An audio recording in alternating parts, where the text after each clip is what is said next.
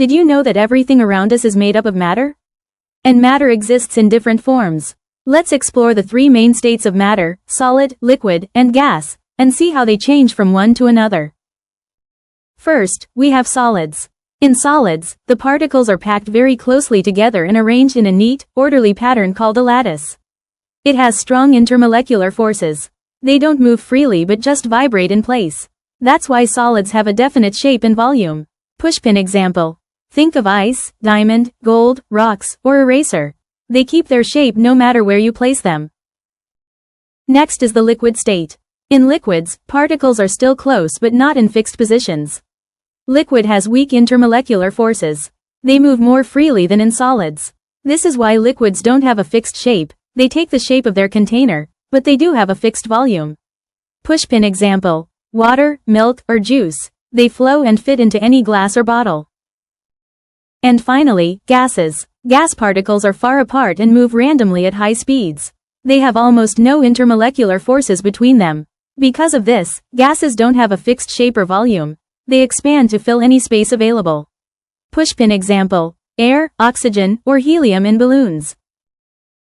Let's explore how matter changes from one state to another. When we increase the temperature, solids turn into liquids. This process is called melting. If we keep heating the liquid, it becomes a gas. This is called evaporation or vaporization. On the other hand, if we cool a gas, it becomes a liquid again. That's called condensation. And if we cool the liquid even more, it becomes a solid. This is freezing. When we go from solid to liquid to gas, the temperature increases, and the particles gain more energy. They move faster and get more spread out. This creates more disorder in the system, which scientists call entropy. So, as we heat matter, entropy increases.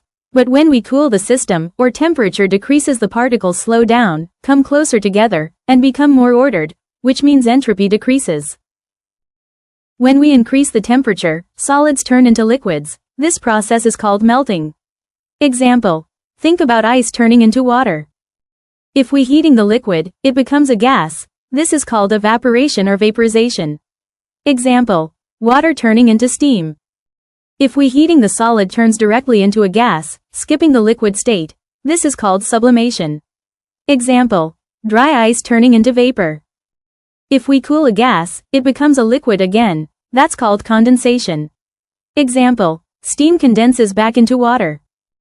If we cool the liquid, it freezes into solid. Example. Water into ice. When gas turning directly into a solid. This is called deposition. Small diamond example. Frost forming on grass from water vapor. All these changes form a continuous cycle. Matter constantly shifts between solid, liquid, and gas depending on the temperature and pressure. This cycle is a key part of everyday life, from clouds and rain to boiling water and frozen food.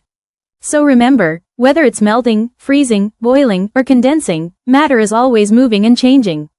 And it's all thanks to heat and energy. Now, do the quiz on different states of matter.